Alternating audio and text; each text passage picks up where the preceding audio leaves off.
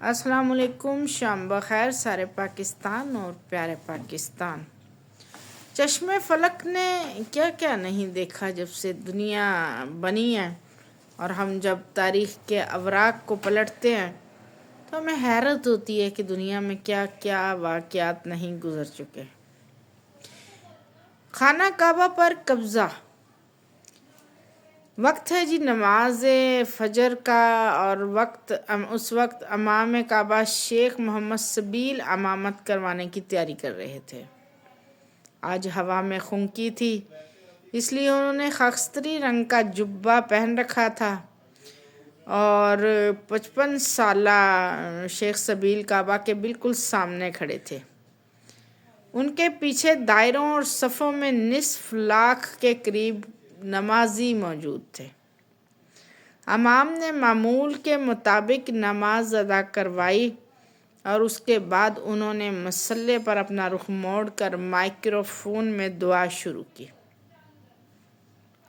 اسی دوران انہوں نے کنکھیوں سے دیکھا کہ مسجد کی پچھلی صفوں سے کچھ لوگ کاندھوں پر تابوت اٹھائے آگے ہی بڑھ رہے ہیں، اور یہ کوئی غیر معمولی بات بھی نہ تھی۔ حج ابھی دن پہلے ختم ہوا تھا، اور ابھی لاکھوں حاجی مکہ میں موجود تھے۔ ان میں سے جو بھی فوت ہو جاتا تو اس کے لواحقین کی کوشش ہوتی کہ نماز جنازہ امام کعبہ کی امامت میں ہی ادا ہو جائے۔ عیسوی کیلنڈر کے مطابق یہ 20 نومبر 1979 کی بات ہے، یعنی آج سے ٹھیک 40 سال پہلے۔ ہجری کیلنڈر کے تحت اس دن نہ صرف سال کا پہلا دن تھا بلکہ نئی صدی کا بھی پہلا دن تھا، یعنی 1400 ہجری کا آغاز ہو گیا تھا۔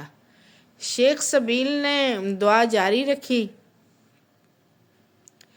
اور انہوں نے محسوس کیا کہ سر پہ سرخ صافے باندھے یہ لوگ سیدھے انہی کی طرف آ رہے تھے، حتیٰ کہ وہ بالکل شیخ سبیل کے قریب پہنچ گئے۔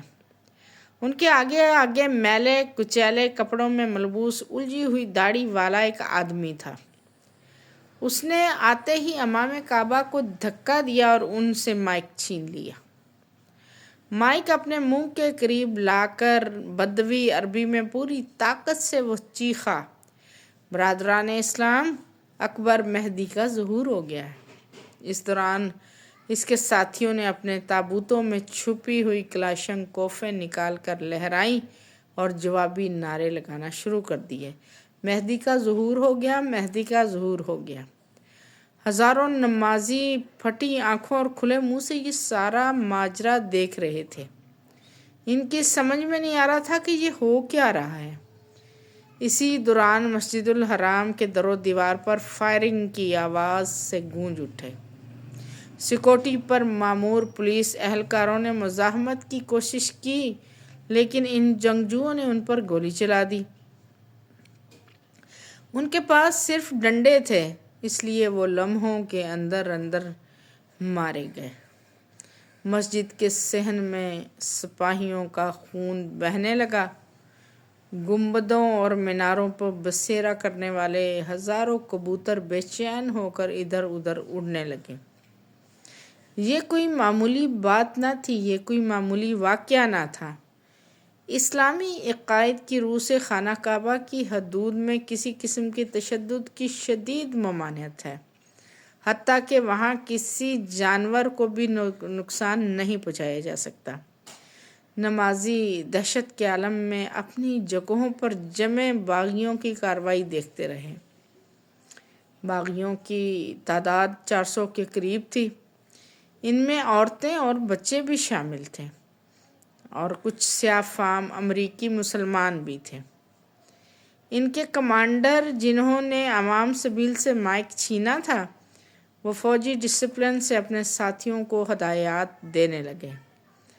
جنگجو مسجد کے طول و عرض میں پھیل گئے، اور ان میں سے کچھ نے 292 فٹ اونچے میناروں پر چڑھ کے وہاں مشین گن نصب کر دی۔ دوسروں نے مسجد کی دوسری منزل پر کھڑکیوں کے آس پاس پوزیشنیں لے کر سنبھال لیں اور اسی دوران ان کا سرغنہ نمازیوں کو حکم دیا کہ صحن میں پڑے سینکڑوں قالینوں کو گول طے کر کے دروازے کے پیچھے لگا دیں تاکہ باہر سے کوئی زبردستی اندر نہ آ سکے، اور دوسرے کو اسلحے کی نوک پر حکم دیا کہ وہ میناروں پر چڑھ کر نشانچیوں کو پانی، اسلحہ اور دوسرا سامان پہنچائیں۔ کمانڈر کے انداز سے صاف ظاہر ہوتا تھا کہ وہ لمبے مقابلے کی تیاری کر کے آئے ہیں، اور یہ کمانڈر 43 سالہ جہی مان تھا۔ جہی مان بن محمد بن سیف العتیبی 1930 کی دہائی میں نجد کے علاقے میں پیدا ہوا۔ کہا جاتا ہے کہ وہ بچپن سے ہی بہت زیادہ بد مزاج تھا اور بہت زیادہ بچپن میں رویا کرتا تھا، اسی لیے اس کا نام جہی مان رکھا، جس کا مطلب ہے منہ بگاڑنے والا۔ جہی مان نے پرائمری ہی میں اسکول چھوڑ دیا اور اس کے بعد وہ تعلیم مکمل نہ کر سکا، اور کچھ لوگوں کے مطابق تو اسے لکھنا پڑھنا بھی نہیں آتا تھا، بلکہ وہ کلاسیکی عربی بھی اچھی طرح نہیں جانتے تھے۔ انہوں نے نیم فوجی ادارے نیشنل گارڈز میں شمولیت اختیار کی اور 18 سال تک اس کا ملازم رہا، لیکن اس کے ذہن میں کچھ چل رہا تھا، اس لیے وہ نوکری چھوڑ کے مدینہ آئے، جہاں اس وقت کئی مذہبی خیال پروان چڑھ رہے تھے۔ جہی مان کی مدینہ آمد سے چند سال قبل معروف شامی جہی مان کی مدینہ آمد سے عالم ناصر الدین البانی یونیورسٹی آف مدینہ میں حدیث کی تعلیم دیا کرتے تھے۔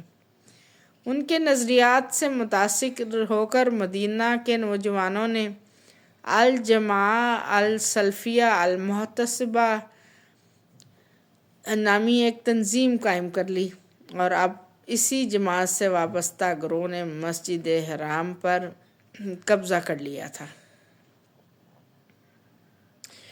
جہی مان کے ساتھیوں میں سے کئی ایسے تھے جنہوں نے خانہ کعبہ میں ہی تعلیم پائی تھی، اور وہ اس کے چپے چپے سے واقف بھی تھے۔